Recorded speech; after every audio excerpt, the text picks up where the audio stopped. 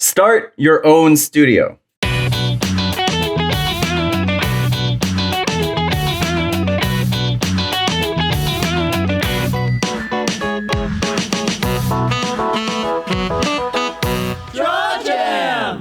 I've had this dream of working at a large studio, like an effects house or a gaming studio, and working with a bunch of like-minded people, learning from them, collaborating with them, and making something really cool and putting it out into the universe for people to enjoy and to play with and to share and stuff like that.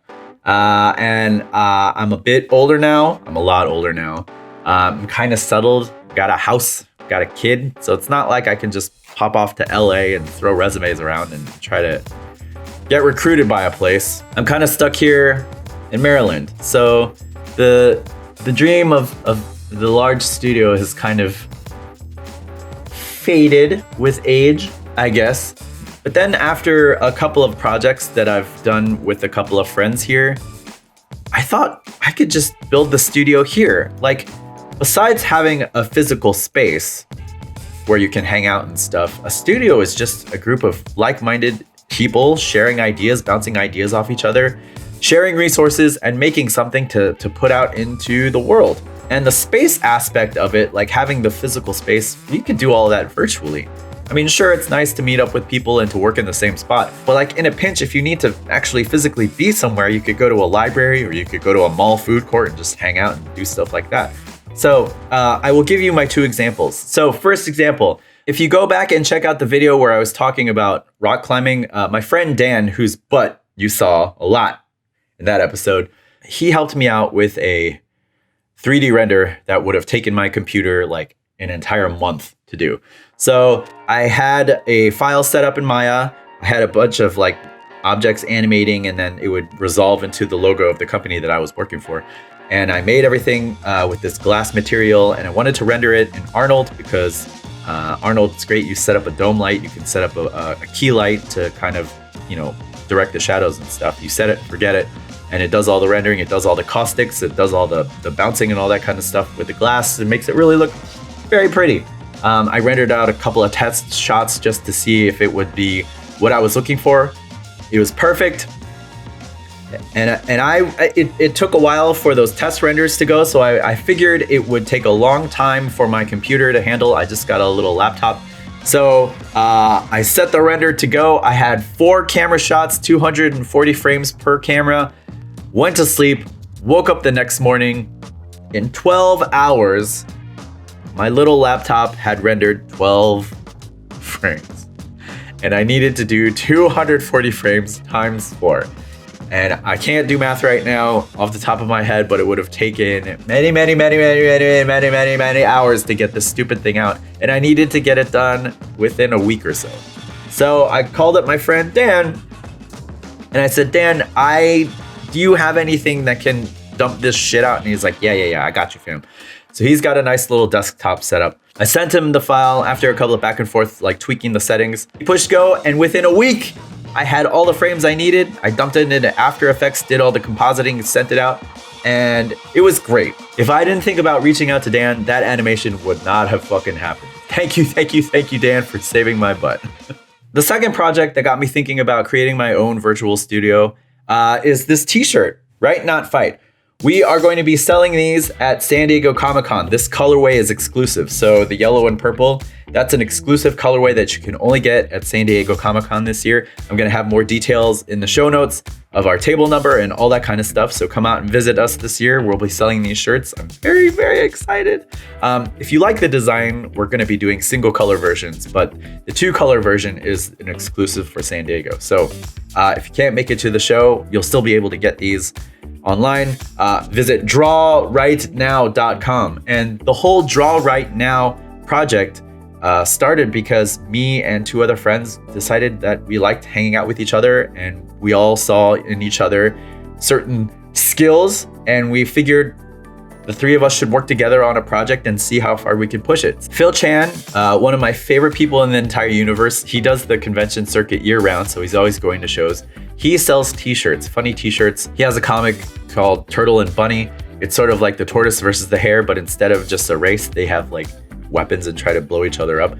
Well, he's been selling cute t-shirts with these cute animal designs for years and years. So he's kind of an expert at selling merchandise at a convention. My other friend, Brandon Chalmers, who you might recognize from the Fucking Do It cast, my other channel, he's a logistics guy. So he's always thinking about ways to optimize moving merchandise, setting up merchandise. He's thinking about things you need to bring to a show, to set up at a show, to make your show experience the most optimized as possible. And then me, I draw things. So we figured between the three of us, we all have expertise in different sides of a business. Why don't we combine our powers like Captain Planet and see what we can come up with? And Draw Right Now is kind of what we came up with. And you'll be hearing a lot more from us from San Diego and beyond. Working with Dan and working with the guys for Draw Right Now has kind of convinced me that you don't need any big fancy space to kind of set up your own virtual studio, I guess.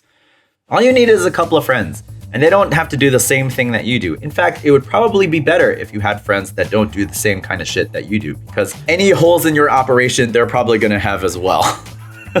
So like if you have a friend who's way into social media, maybe they can collaborate with you and help you with your social media, help you get your stuff up to snuff so that you feel more comfortable with what you're doing. If you have a friend that's really business minded, maybe you can collaborate with them to come up with a business plan for your illustration and comics and all that kind of stuff. But definitely reach out to your group of friends. I bet there are people around you who do something that will be useful for you in your career. And if you are an artist, for sure, you do something that is useful for them. So it's got to be truly collaborative. You can't just ask them to help you and then leave, dine and dash, that kind of thing. It's got to be truly collaborative. Maybe offer to draw stuff for them, or maybe you guys can come together and form like a small project that both of you can work on. And then you can take the lessons from that project and apply it to your own stuff. But work with your friends, reach out to your friends, collaborate with your friends, because you never know what magic you guys can come up with. So you can have the studio experience without actually being at a spot. If you do feel like you need to collaborate with people in person, there are a bunch of low-cost solutions for that. Most malls will have a large food court with a lot of chairs and a lot of tables, and they don't care if you just loiter there, And it's great because if you get hungry, you can buy some food. So I highly recommend working at malls. When I was working with Rob Balder on Earthworld many years ago, he and I would just meet at various food courts at the malls around the area, just, to have a different scenery, to have a different work spot. But we would collaborate and work on the comic there and stuff like that. So you can do the same thing. It's low cost. Malls don't care. In fact, the longer you stay, the more likely it is you're going to buy stuff. They kind of low-key encourage you to just hang out at the food court. There are also libraries that have spots where you can actually talk with each other and collaborate with each other. If you want to get fancy with it, if you want to formalize your studio situation, there are co-working spots in most of the major cities around you. DC has like shit tons. There's a couple in Frederick. You can look into renting a spot at a co-working place. Some of them will have like a monthly membership, so you pay like a certain fee and you get to use their tables, you get to use their conference room. Some of them, you could pay per visit, so if you don't feel like you're going to be there every day or every week, you can just pay for one session and that kind of thing. So, but yeah, co-working spaces for like expert tier level. If you just want to hang out with your friends and stuff and have a good excuse to do it, living rooms work, dining rooms work, food court works, all that kind of stuff. But I highly encourage you to reach out to your friends and work with them. That's how magic gets built. That's how we built Super Art Fight. It was just a bunch of friends hanging out with each other, using connections that we had. Like Nick had a good working relationship with the Auto Bar. That was the first location that said, hey, yeah, you guys can do your weird ass show there. And we just grew from there. You never know what magic you can create. So reach out to your friends, reach out to your network, see if there's anyone interested in working on a thing. Maybe one of your friends is a musician and you end up doing posters for them and stuff, and they do a theme song for your resume. I don't know why you would have a resume theme song, but maybe that's a new business model that you can create.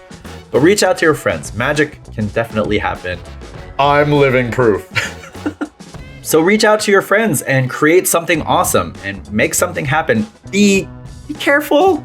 Maybe don't formalize it too much, because sometimes you can ruin friendships. Like you start off as friends and then you become business partners and then you can't separate the two and then shit happens. And Ugh. So tread carefully. But in general, I encourage you to create something awesome with your friends. And keep it at that level. Okay, so that's going to do it for this episode. If you have further recommendations for ways you can collaborate with friends who don't necessarily do the same shit that you do, please let me know in the show notes, in the comments, and all that kind of stuff. Big shout out to all my patrons who have been supporting me throughout the years. It's tough being a freelancer, so every little bit counts, and I thank all of you for helping make all of this possible. If you would like to see your name in lights, just follow the links. I've got a whole bunch of links to stuff. You can also check out my kit, which has all the gear that I use to create videos and my illustrations and all that kind of stuff. But yeah, thank you for watching. Do all the YouTube things, hit the bell, hit the subscription, all that kind of stuff. I record videos roughly every 2 weeks. We'll see if I can up the frequency, but it's getting real busy around here, which is good, but also kind of bad for other stuff. But anyway, so thanks for hanging out. If you got other suggestions, like I said, hit me up in the comments and I'll check you later. Bye!